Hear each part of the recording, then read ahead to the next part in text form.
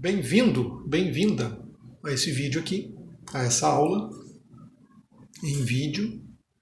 E a primeira pergunta que deve estar ocorrendo aí é o que é isso afinal? O que está acontecendo aqui?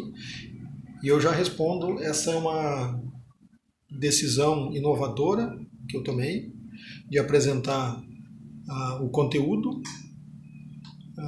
de refração de uma forma diferente. E os motivos que me levaram a isso de uma forma diferente. Pensa comigo. O objetivo das aulas teóricas é a transferência do conhecimento, no caso aqui de refração, seja da forma que for, normalmente em aula presencial. Agora, existe uma certa dificuldade de aula presencial, que é a questão física mesmo, reunir todo mundo, todos os residentes, no mesmo local, no mesmo horário, com uma certa frequência. Nem sempre é possível. Agora, com as tecnologias de hoje em dia, é muito possível fazer uma transferência de conhecimento sem a necessidade de ser 100% presencial. Através de uma videoaula, que é o caso aqui, que eu proponho. E isso tem algumas vantagens. Primeiro, libera a questão presencial. É possível que cada colega faça no seu tempo, no seu ritmo. É possível parar, interromper, recomeçar quantas vezes forem necessárias até assistir a aula. É possível reprisar a aula no futuro e relembrar alguns tópicos que não ficaram bem claros, ou rever a aula com uma outra experiência clínica, no R2 ou no R3. De maneira que tem uma série de vantagens. Por que não evoluir? Por que não melhorar? Esse é o objetivo de apresentar uma aula gravada. Permitir que a gente experimente uma maneira diferente e, quem sabe, adote essa maneira como uma maneira definitiva. Agora, essa não é uma decisão minha. Essa é uma preferência minha que eu coloco agora, nesse momento, através desse primeiro vídeo, para votação pela parte que é interessada, no caso, vocês, aí, os residentes. Então eu preciso que cada um mande uma resposta. Aproveita agora que tu está vendo o vídeo e já manda um WhatsApp ou para mim ou para o Dr. Ricardo Rostpacher, dizendo se sim ou se não para essa modalidade e principalmente por que sim ou por que não. E quem for o primeiro a mandar, por favor, já aproveita para comunicar ele dessa novidade, porque ele ainda não sabe. Então a gente vai fazer a primeira aula, esse é o plano, gravando as sequências, as aulas seguintes conforme, ou fazendo presencial, conforme for o desejo, para transmissão do conteúdo teórico. As dúvidas presenciais vão continuar sendo resolvidas no ambulatório a qualquer momento. Então essa é a primeira aula e as próximas só vão ser gravadas se a decisão da maioria for pela continuidade. E numa videoaula cada um tem o seu ritmo, então eu vou falando aqui num ritmo relativamente lento. Mas eu deixo uma dica que eu uso bastante quando eu assisto dessa maneira, que é acelerar o vídeo. O YouTube tem uma opção, você está vendo agora no computador, no canto inferior direito do vídeo, tem uma engrenagem, clica nessa engrenagem e ali é possível escolher a velocidade de reprodução do vídeo. E vai experimentando, aumenta a velocidade até aquela velocidade que ficar confortável. Eu uso entre 1,5 e 2, e isso acelera o vídeo. E acelera a vida da gente. Não tem mais como voltar a ver esse tipo de vídeo, de conteúdo, numa velocidade lenta, depois que acostuma. Sugiro experimentar. Então vamos lá. Essa primeira aula aqui vai ser dividida em duas partes. Na primeira parte, eu apresento o programa e o conteúdo que vem pela frente. E na segunda parte, a gente começa do nível básico em direção ao nível avançado. Uma vez que a gente termine todas as aulas, todo o conteúdo do programa, a gente vai conseguir entender como é que é feita uma refração completa, uma refração bem feita, completa no paciente. Mas já adianto agora que essencialmente ela é composta de duas partes. A refração e a prescrição. A refração, na verdade, ela é composta de duas partes também. A refração objetiva e a subjetiva. A refração objetiva é aquela que a gente extrai a informação do paciente. Mesmo que ele não queira me contar nada. Mesmo que ele seja não verbal, que seja uma criança ou um bebê, eu obtenho essa informação de alguma maneira. Seja ela pela ceratometria, seja ela pela faixinha, seja ela pelo autorrefrator, pelos óculos antigos, de alguma maneira eu vou ter uma informação prévia da refração que eu imagino que possa ser a do paciente. A segunda parte é a refração subjetiva, é aquela que o paciente me conta qual lente ou de qual maneira ele gosta mais de ver, mesmo que ela não seja exatamente aquela que eu imaginava. E a terceira etapa, sim, é a prescrição, em que eu vou receitar aquilo que for o melhor para o paciente. Muitas vezes não necessariamente vai ser igual à refração objetiva, não necessariamente vai ser igual à refração subjetiva. Então a refração objetiva e a subjetiva e a prescrição não necessariamente serão as três iguais. Normalmente sim, mas nem sempre. E é importante eu entender que elas podem ser diferentes. Depois da prescrição vem a conferência, a gente vai falar sobre isso também, mas antes disso tudo é importante que a gente tenha fundamentos, os fundamentos da ótica para que a gente possa raciocinar em cima disso. Então vamos lá. E aí a gente consegue ter o programa completo. Tá? A gente vai falar sobre fundamentos, e aí a gente vai falar sobre a acuidade visual, radiação eletromagnética, propriedades físicas, comprimento de onda, frequência, velocidade. A gente entra aqui também falando sobre índice de refração, meios, transparência de meios, transmissão, reflexão. Uma parte bastante física, né? Depois a gente entra na ótica geométrica, e aqui a gente divide em 4 partes. A primeira parte a gente vai falar sobre as 3 leis da ótica geométrica, para fazer o traçado e desenho do traçado de raios. A gente vai falar sobre reflexão, sobre espelhos, construção de imagem, espelhos planos, espelhos cilíndricos. Isso não tanto pela importância clínica, mas mais porque muitas vezes é questão de prova, né? A segunda parte da ótica geométrica a gente vai falar sobre índice de refração, ângulo de incidência, ângulo de refração, lentes de faces planas, lentes de faces inclinadas, o famoso prisma. Na terceira parte a gente vai entrar aí sim nas lentes esféricas, nas lentes cilíndricas, nas tóricas. E vamos falar sobre lentes finas, lentes espessas, vamos falar sobre foco e divergência. E a quarta parte é mais um supra-sumo, seria um extra. A gente vai falar sobre instrumentos ópticos, principalmente sistemas telescópicos, magnificação, minificação. Aí sim a gente vai entrar na anatomia, fisiologia e patologia óptica, em que a gente vai falar sobre as estruturas do olho relacionadas à parte óptica, né? O seu funcionamento, vai entrar em vícios de refração, aí sim miopia, hipermetropia, astigmatismo, e entra também em forias e tropias, pincela em cima do estrabismo, mas não entra com detalhes nessa questão, mas porque a gente vai usar lá na frente na hora da prescrição de lentes e prismas, enfim. Depois disso a gente entra na parte de refratometria, são duas partes aqui de refratometria. A primeira delas a gente vai entrar um pouquinho na história, na fundamentação óptica, mas vai falar sobre a faixinha, refratometria em faixa, e vai falar sobre métodos objetivos e subjetivos de teste de lentes, fogging, cilindro cruzado, vermelho e verde, dial astigmático, uma série de outros testes. E na segunda etapa a gente vai falar sobre cicloplegia e refração estática e dinâmica, quando utilizar cada uma, por que cada uma, e vai falar um pouquinho sobre a refração automatizada, o autorrefrator, ou a refração manual, vantagens e desvantagens de cada uma. Aí sim a gente pode entrar na questão da prescrição clínica, e em relação às lentes esféricas de miopia e hipermetropia, quanto e quando a gente prescreve cada uma delas, em relação ao astigmatismo, eixos, favor e contra-regra, diferenças entre os eixos. Depois a gente fala também de multifocais, de presbiopia, de prescrição em multifocais. E aí entra na prescrição clínica na segunda parte, que é a prescrição propriamente dita e orientações aos pacientes sobre tipos de lentes, desenhos das lentes, bifocais, multifocais, quais indicações de cada tipo, quando é melhor cada indicação.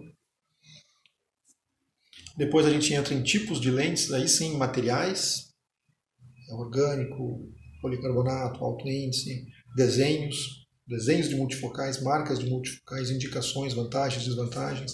E aí, ainda assim, dentro de tipos de lentes, a gente vai falar sobre montagens e armações, altura, distância, inclinação pantoscópica, uma série de outros parâmetros que são importantes orientar o paciente. E a gente também, na hora da conferência, como conferir e saber onde que está o problema, né? E aí a gente entra assim, em situações especiais, quando o paciente retorna para a conferência e a conferência não está de acordo com o que a gente quer.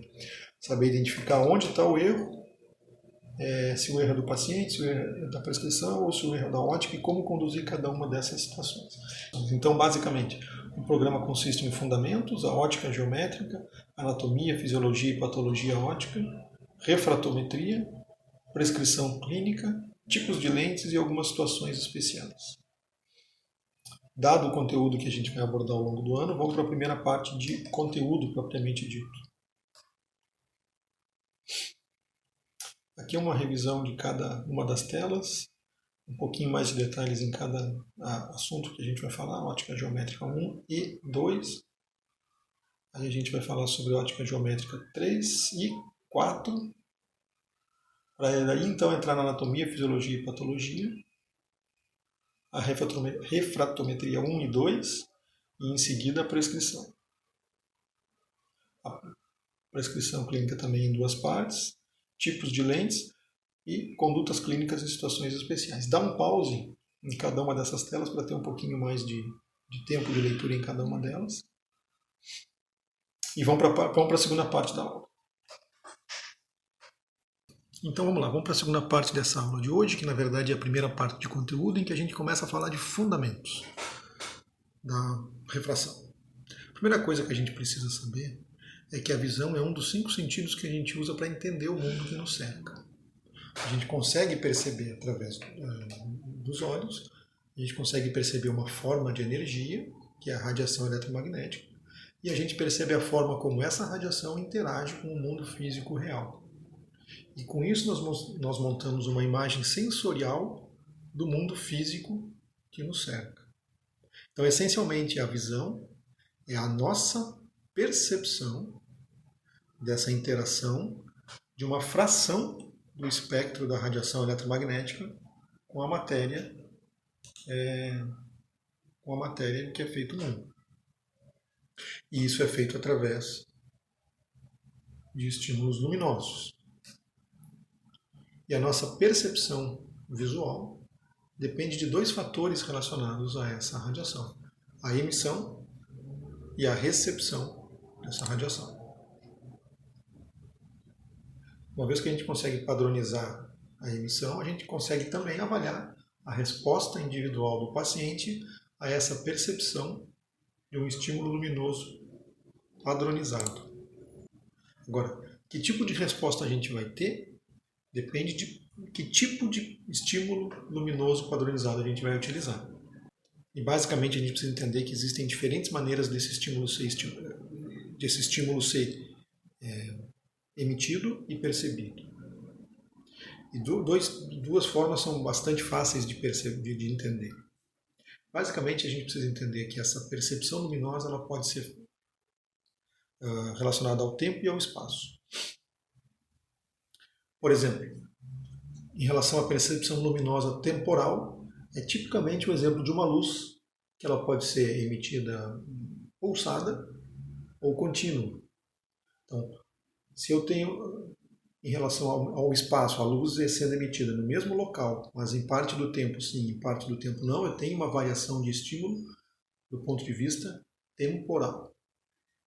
Agora, se eu tenho esse estímulo contínuo e ele se desloca em relação ao espaço, eu tenho essa percepção do sistema da visão, é uma percepção espacial, em pontos diferentes no espaço. E isso pode ser em relação à posição central da visão ou em relação à posição à visão periférica. Ela pode variar de central para periférica, de central com segmento para outra região central, mantendo na região central, da central para a periférica, da periférica para a central, em movimento na região periférica. Essas variações espaciais, muitas vezes elas também estão associadas à variação temporal. Então é um estímulo que ele varia no tempo e no espaço. Tem que ser padronizado. Além dessa variação do tempo e do espaço do estímulo, a gente tem a variação de intensidade e de contraste. E aqui eu tenho que fazer um parêntese para explicar o que é o contraste. Contraste é uma variação entre o muito claro, grosseiramente, entre o muito claro e o muito escuro. Ou entre o muito escuro e o muito claro. Ou entre o cinza entre o escuro e o cinza, ou entre o cinza e o claro. É uma relação entre o máximo e o mínimo de iluminação. Quando a gente fala em relação a uma fonte emissora de luz, a gente está falando de iluminância. Agora, essa luz ela pode ser refletida numa parede branca e eu perceber essa luminância, que é a reflexão. Então, o contraste pode ser pela fonte emitida ou pela fonte refletida. Não importa muito o que a gente percebe como iluminância ou luminância. Não importa muito, o que a gente tem que valorizar aqui é a relação entre o máximo e o mínimo dessa medida. E se a gente tivesse, vamos dizer, a iluminação máxima comparado com a iluminação zero, a gente vai ter o contraste máximo. E essa é uma diferença técnica entre as tabelas retroiluminadas, que ela ilumina, e o projetor, ou uma tabela que é iluminada pela luz do consultório, que ela reflete a iluminação de outra fonte. Ela não é um objeto emissor de luz. E aí nós vamos estar falando geralmente de luminância, reflexão da luz emitida por outra fonte. E se a gente imaginar um papel, nem todo papel é 100% branco, que reflete toda a luz, e nem toda tinta é 100% preta, que absorve toda a luz. Então a gente não vai conseguir um contraste máximo no mundo real, que seria um contraste de 100%. Essa é a primeira coisa importante em relação ao contraste. A segunda é que não faz muita diferença em relação à medida de contraste. Eu ter 100% de iluminação contra 90%, eu vou ter mais ou menos 10% de contraste. É muito parecido com zero de iluminação com 10% de iluminação. Mais ou menos 10% de contraste também. Não faz diferença se é um contraste do preto por quase preto, ou do branco por quase branco, ou entre tons de cinza. O contraste é o mesmo. O fato é que entre o máximo e o mínimo eu teria idealmente 100% de contraste, e nessas condições ideais ou quase ideais, que a gente não consegue medir na prática no consultório, um ser humano poderia ter no ápice, no auge da sua visão, algo em torno de 20/10, mais do que o 20/20 que a gente está acostumado, equivalente aproximadamente a 2,0 se fosse uma escala decimal. Em contrapartida, quando a gente vai diminuindo o contraste, a tendência é que a visão vá caindo. E se eu tiver algo em torno de 1% de contraste, lembra que pode ser cinza claro com cinza escuro, se eu tiver em torno de 1% de contraste, a visão desse mesmo indivíduo normal vai girar em torno de 20/400 ou 0,05. Ou seja, de maneira geral, o contraste influencia na resolução entre dois pontos. O contraste influencia na acuidade visual. Isso quando a gente está falando de preto e branco, quando na verdade o mundo real é em cores. E para cada cor eu teria uma curva de contraste. Isso se a gente simplificar as três cores. Vermelho, verde e azul. Quando na verdade a gente sabe que isso não é assim. A infinidade de cores que existe entre o vermelho no extremo do espectro da radiação eletromagnética visível e o azul-violeta no outro, é praticamente impossível que a gente consiga avaliar de maneira completa todas as possibilidades. Então a gente vai ter que ir padronizando e resumindo, né? Isso quando a gente fala em termos de percepção luminosa temporal, espacial, intensidade de contraste e de cores. Agora, existem outras maneiras da gente avaliar essa função visual. Por exemplo, o limiar mínimo de percepção luminosa, ou seja, imagina um quarto, uma sala completamente fechada, escura, zero de radiação eletromagnética, e de repente qual seria a menor porção ou quantidade de radiação eletromagnética que seria percebido pelo olho? Isso num ambiente escuro, escotópico. Mas o mesmo pode ser aplicado para um ambiente, o mesmo raciocínio pode ser aplicado para um ambiente claro, fotópico, o quanto de variação de iluminância ou de luminância é necessário para que a gente perceba como diferença. E aí a gente vai ter, por exemplo, a velocidade com que isso é percebido, que a gente chama de adaptação ao escuro, e é como o paciente, ou do escuro para o claro, ou do claro para o escuro, o quanto que a nossa visão vai se adaptando com o tempo em ambientes escotópicos ou fotópicos, e nessa mudança, a velocidade de mudança do fotópico para o escotópico, ou do escotópico para o fotópico. Tipicamente o paciente que está dentro de casa e fala, ou sai do cinema e flash, naquele flash não enxerga nada e devagarinho vai voltando a enxergar. Ou está num ambiente dirigindo na rua, entra num túnel, por alguns segundos ele não consegue enxergar nada. Essa adaptação ao claro ou ao escuro também é uma função visual.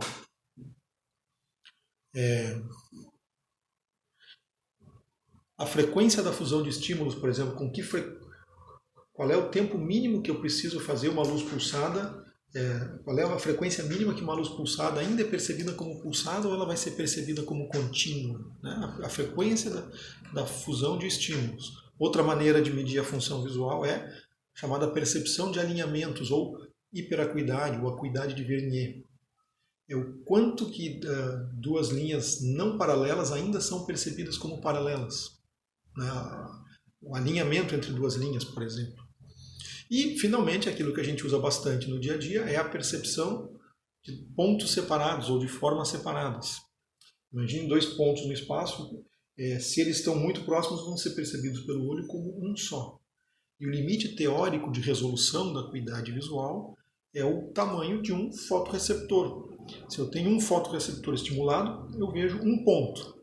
Aí o fotorreceptor ao lado ele não pode ser estimulado, o terceiro fotorreceptor estimulado, eu vou perceber como dois pontos pequenos e distintos. Se os fotorreceptores forem, então eu preciso de três, né? Se os fotorreceptores forem estimulados em sequência, eu vou perceber como um único objeto maior. Então, qual é a capacidade discriminatória de dois pontos separados? No limite teórico é o tamanho do fotorreceptor, ou, um pouquinho mais abrangente, do campo receptivo, que é o tamanho do fotorreceptor, na verdade, no córtex cerebral, que na mácula tende a ser praticamente 1:1.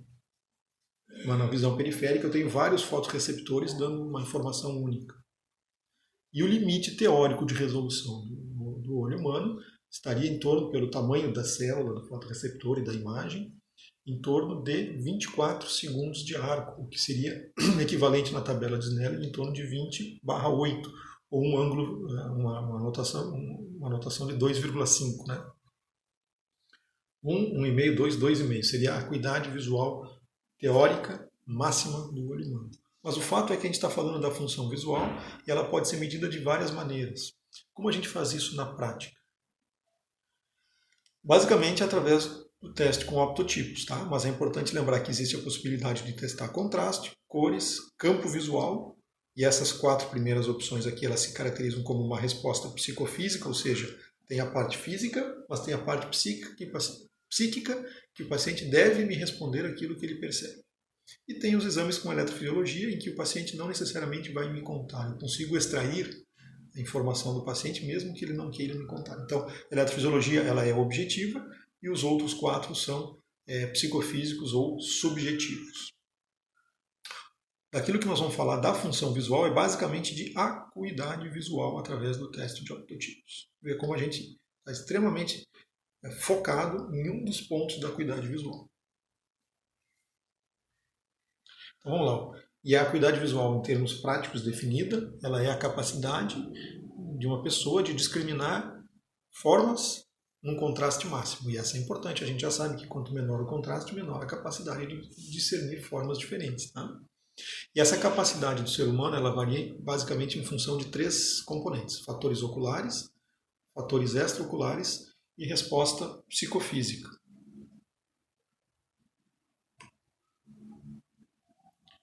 Em relação aos fatores oculares, a gente precisa ter a transparência dos meios, ou seja, catarata, vitreite, hemorragia vítrea, uveíte, opacidade de córnea. Qualquer alteração que atrapalhe a transparência dos meios oculares vai interferir na acuidade visual. Da mesma maneira, alterações anatômicas, por exemplo, um bloqueio por membrana pupilar ou um bloqueio por outras formas, uma catarata nigra, por exemplo, que seria um bloqueio total, né? Raro, mas possível. Ou então alterações anatômicas da ordem de desestruturação a nível celular das células da retina, como na degeneração macular. Ou mesmo distorção óptica das imagens, que esse é o capítulo da refração, em que a gente tem alterações dos componentes ópticos do olho, mudando o traçado do raio luminoso, e aí que a gente pode intervir na refração.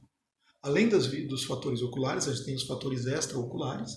Então, além do olho, a gente tem, vamos dizer, o nervo óptico e as vias ópticas e o córtex visual. Grosso modo, eu explico para os pacientes que a visão é como se fosse um sistema de filmadora dividido em 3 partes. O olho é a filmadora, o cabo que leva a imagem até a televisão é o nervo óptico, e a televisão, onde a gente enxerga, é o córtex visual. Isso para o paciente entender que muitas vezes a filmadora está boa, mas a TV está pifada, ou o cabo está cortado com defeito, e aí o paciente consegue entender que não adianta trocar óculos, né? Ou não adianta trocar a lente se o problema é na TV. Baseado nesses 3 fatores. Fatores oculares e fatores extraoculares. Então, o olho, as vias ópticas e o córtex visual. Isso são 2 dos componentes da acuidade visual. O terceiro é a resposta psicofísica do paciente. Então, eu só vou saber se o paciente enxerga se ele me contar. E para isso ele precisa entender e responder. Criança pequena, ela enxerga, entende, mas não sabe contar. Ou o paciente que tem paralisia cerebral por qualquer motivo, às vezes enxerga e entende, mas não consegue interagir. Isso interfere na minha capacidade de dizer a acuidade visual do paciente. Então a gente tem que jogar com isso também, tá? Mas basicamente, quando a gente fala em discriminação de formas, a gente pode discriminar as formas, a mesma forma e o seu tamanho, discernir isso pela distância e pelo tamanho. Deixa eu explicar isso aí melhor. Quando a gente for falar em discriminação de formas, então, de medida de acuidade visual, a gente pode medir a acuidade visual pela distância, ou seja, o mesmo objeto pode ser visto mais perto ou mais longe, e de maneira geral, quem enxerga mais longe tem a melhor visão. Essa é uma forma de tamanho fixo em que a gente pode sim medir a acuidade visual de qualquer pessoa. A questão toda é que o espaço físico não é factível num consultório. Mas é uma forma que funciona empiricamente. Na rua, aquela brincadeira de quem enxerga mais longe, ela tem um fundo de verdade, ou seja, tem que estar mais perto para enxergar o que todo mundo enxerga. É uma pessoa que tem baixa visão. E, aliás, baseado nesse princípio de distância, eu costumo explicar para os meus pacientes de baixa visão que eles enxergam o que todo mundo enxerga, ou praticamente o que todo mundo enxerga, mas não na mesma distância. E aí tem um raciocínio muito simples que eu explico para o paciente, que ele precisa estar em torno de 5 vezes, ou 6 vezes, ou 3 vezes mais perto para enxergar o que todo mundo enxerga. Isso tranquiliza o paciente, porque ele sabe que ele consegue enxergar. Então, a gente pode medir a acuidade visual baseado na distância, e aí vem a origem do famoso 20-200. Ou seja, alguém a 200 pés enxerga a mesma coisa que alguém a 20 pés. Quem enxerga melhor, né? Quem está a 200 pés. Então, a visão normal seria 200/200 ou 20/20. Se uma pessoa está a 20 pés para enxergar aquilo que uma outra pessoa normal enxerga a 200 pés, então ela tem uma baixa de visão. Essa é a origem do 20-200. Em pés, porque começou nos Estados Unidos e o sistema imperial americano. A outra forma, em vez de mudar a distância, é mudar o tamanho, que é o que a gente usa no consultório. E aí eu consigo padronizar a distância e, mudando o tamanho da maneira adequada, eu consigo saber qual seria a distância equivalente para enxergar aquele tamanho. E da mesma maneira, a notação se dá de forma relativa, 20-100, 20-200, 20-20, e eu posso usar diversos optotipos, como as tabelas que a gente usa. O fato é que, tanto faz usando o tamanho ou a distância, eu vou ter uma capacidade de discriminação de formas em contraste máximo se eu tiver 2 pontos relacionados entre si numa distância do observador. E com isso eu vou ter um ângulo de visualização, que é isso que nos interessa. E aí a gente começa a falar em ângulos e tem que falar em trigonometria. Mas basicamente, o que a gente vê aqui na tela é que eu posso aumentar o tamanho do optotipo, ou encurtar, ou, vamos dizer assim, variar, aumentar ou diminuir o tamanho do optotipo, e eu posso aumentar ou diminuir, eu posso variar a distância. E com essa variação de tamanho e de distância, eu consigo uma combinação infinita de opções, o que às vezes mais atrapalha do que ajuda, porque a gente precisa padronizar, né? Então, o nosso objetivo, independente de medir por tamanho ou de medir por distância, é medir o ângulo de visualização. Qual é o ângulo visual? Ou qual é o mínimo ângulo de resolução? MAR, mínimo ângulo de resolução. A gente vai falar sobre essa sigla mais no final. O fato é que para a gente falar em trigonometria e ângulos, a gente precisa entender basicamente uma coisa antes. Que quando a gente falar em ângulos, a gente vai estar falando em ângulos planos, que são esses ângulos que a gente conhece do dia a dia, ângulos de 90 graus, 45 graus, enfim. Quando, na verdade, o que a gente enxerga na parede, no optotipo, é uma figura com uma área e, portanto, a gente teria um ângulo sólido medido em estéreo-radianos. Só que essa diferença de um para o outro ela é muito pequena e, na prática, isso não vale a pena adotar o ângulo sólido, então a gente segue utilizando o ângulo plano. Mas, tecnicamente, são diferentes. E o que a gente precisa entender? Basicamente, a única função da trigonometria que nos serve é a tangente. A tangente de um dado ângulo ela equivale ao cateto oposto dividido pelo cateto adjacente. Nesse caso aqui, de um ângulo, num triângulo retângulo, né? Que é a maneira mais fácil de calcular. O cateto oposto é o tamanho do optotipo que a gente tem. E a distância é a distância de exame. Então, me dei o tamanho do optotipo e me dei a distância, eu consigo saber qual a tangente e obviamente, qual é o ângulo, tá? E de uma maneira muito simples, resumidamente também, aproximando, mais do que sendo exato, em ângulos pequenos, a tangente é equivalente ao próprio ângulo. Para 1 minuto de arco, a tangente de 1 minuto de arco equivale ao próprio ângulo de 1 minuto de arco. Um raciocínio aproximado aí que nos permite. Mas se eu for calcular e montar uma tabela de optotipos, eu vou ter que usar a tangente do ângulo, como a gente vai ver logo em seguida. O fato é que quando a gente padroniza, deixa eu voltar aqui. Isso é uma coisa importante aqui. A gente vai usar uma variação de tamanho e uma variação de distância. E eu posso padronizar com qualquer distância ou com qualquer tamanho. Agora a gente vai falar primeiro sobre o tamanho do optotipo e em seguida sobre a distância de exame, tá?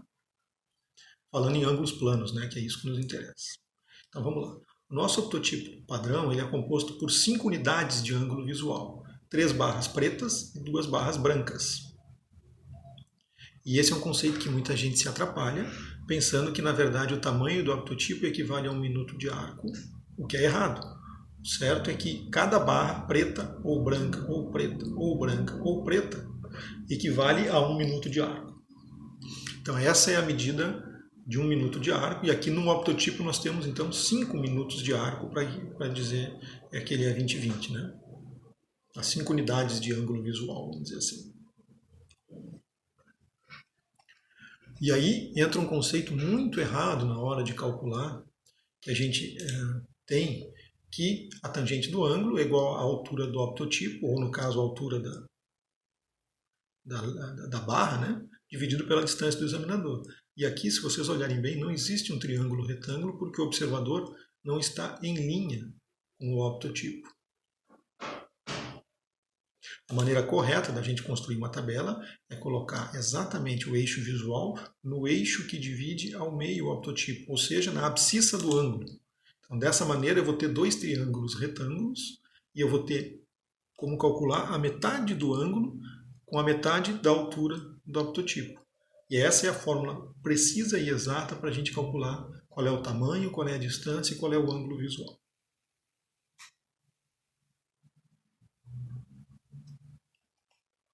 Mas a gente não precisa saber disso na prática, o que a gente precisa saber é que a gente vai ter um tamanho e uma distância fixas. Por exemplo, um optotipo de 0,34 polegadas, visto a 20 pés, vai me dar um ângulo de 20-20, ou um ângulo de 1 minuto de arco, que é o padrão normal, tá? A gente usa 20 pés, porque foi o sistema americano, que equivale a 6 metros. E por que 6 metros e 20 pés, e não 25 ou 15? Porque 6 metros é uma distância relativamente grande, proporcional ao infinito, em que eu vou ter uma acomodação desprezível. O certo mesmo seria medir no infinito, mas imagina o tamanho da letra. Então, a 6 pés, a 6 metros e a 20 pés, eu tenho uma boa distribuição entre o tamanho da letra, o tamanho da sala de exames e a acomodação residual. A gente vai falar sobre dioptria e acomodação mais para frente nesse conteúdo, mas é importante entender que é uma distância que clinicamente se mostrou muito útil. Pode ser feito a 4 metros? Pode. Pode ser feito a 1 metro? Pode, desde que eu saiba o tamanho adequado do aptotipo correspondente, pelo ângulo visual. Via de regra, metade da distância equivale ao dobro do tamanho. Deixa eu voltar aqui no slide. Se eu aproximar esse aptotipo vermelho na metade da distância, o ângulo visual formado vai ser aproximadamente o dobro do ângulo original. Então eu consigo transformar um 20-20 num 20-40, encurtando a distância, e num 20-80, encurtando a distância de novo, e num 20-160, encurtando a distância de novo. Então eu posso trabalhar das duas maneiras.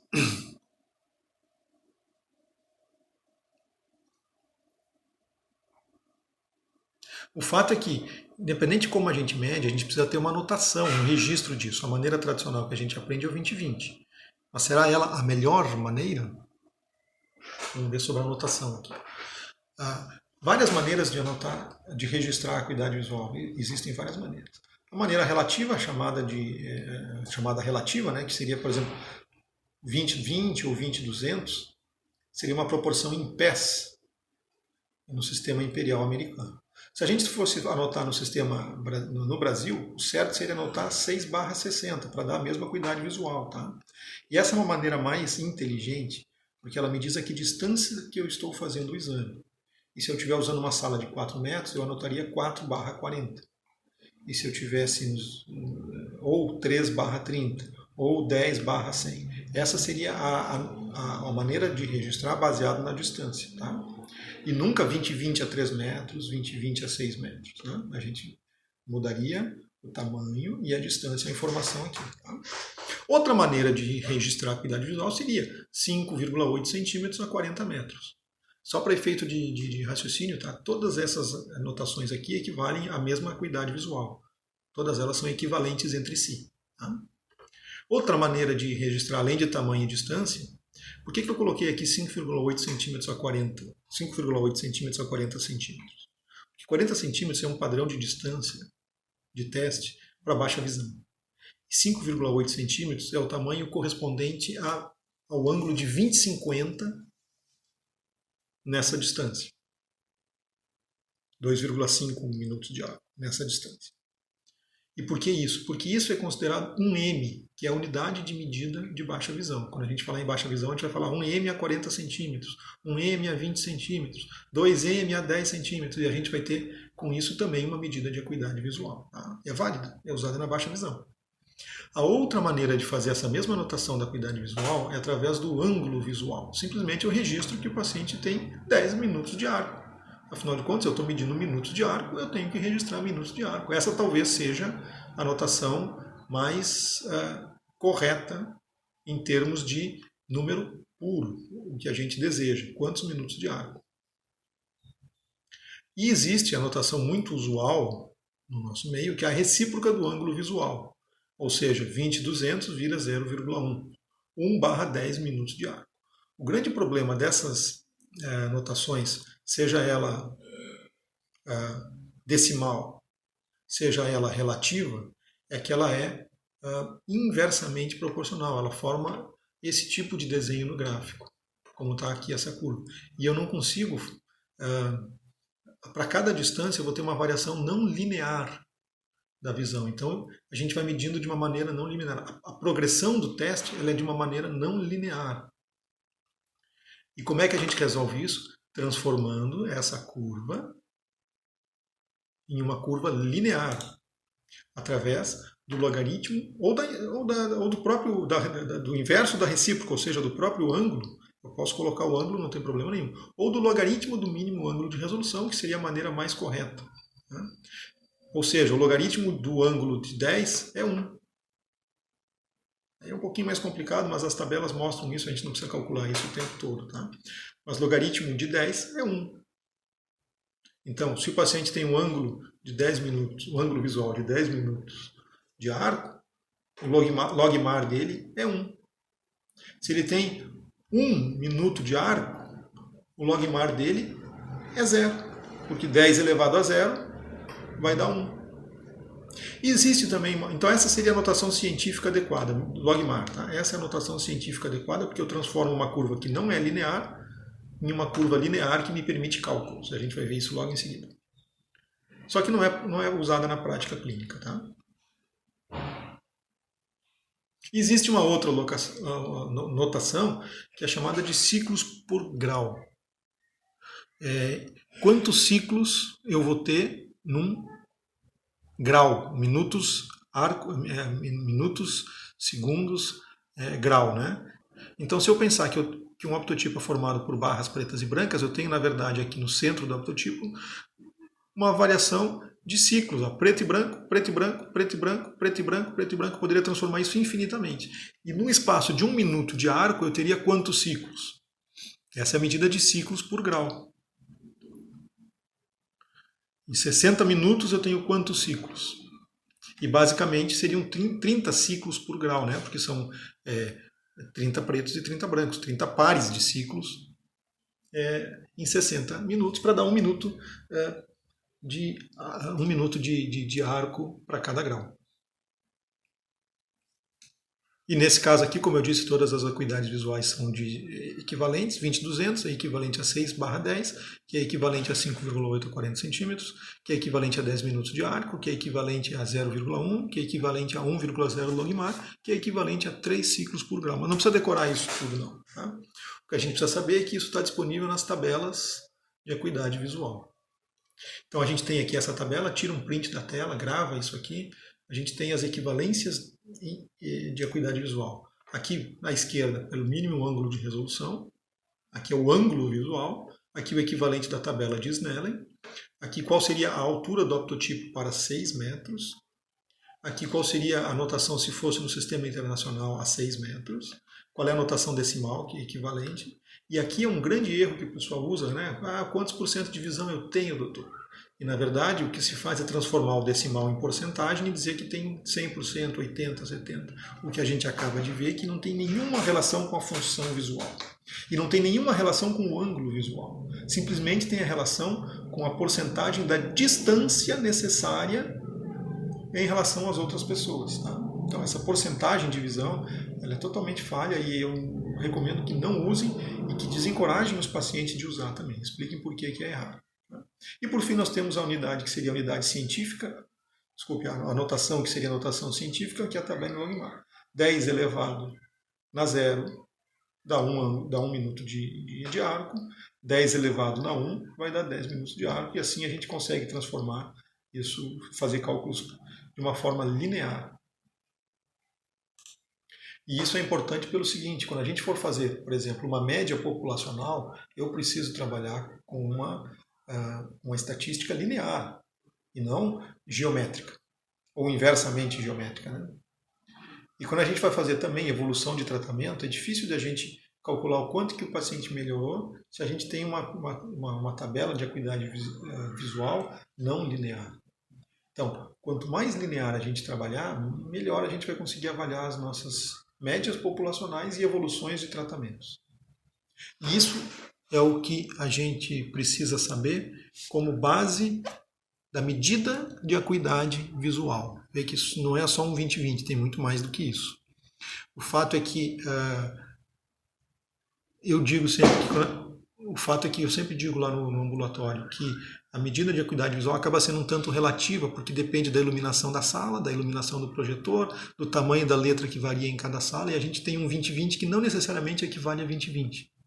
Nem sempre equivale a 20/20, não é muito reprodutível de sala para sala, e principalmente é uma maneira, vamos dizer assim, muito restrita de medir a função visual de um paciente. Mas é o guia que a gente usa no dia a dia. E é por isso que a gente precisa entender onde estão as falhas para que a gente possa compensar isso com o raciocínio clínico. Então é isso. Essa foi a aula de hoje, em que a gente abordou, numa primeira parte, o conteúdo do programa de refração e logo em seguida as primeiras noções da função visual e de como medir e registrar a acuidade visual. Daqui para frente a gente vai entrar em conceitos mais técnicos e físicos da ótica. Vamos falar sobre os princípios de física óptica, mas isso é para a próxima aula.